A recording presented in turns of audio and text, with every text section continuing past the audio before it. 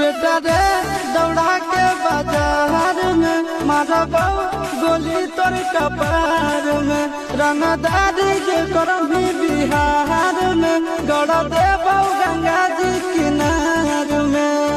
इतना मार पड़तो न बेटा। बेटा रे दौड़ा के बाजार में मारबो गोली तोर कपार में रंगदारी के करमी बिहार में गड़ देबो गंगा जी किनार में।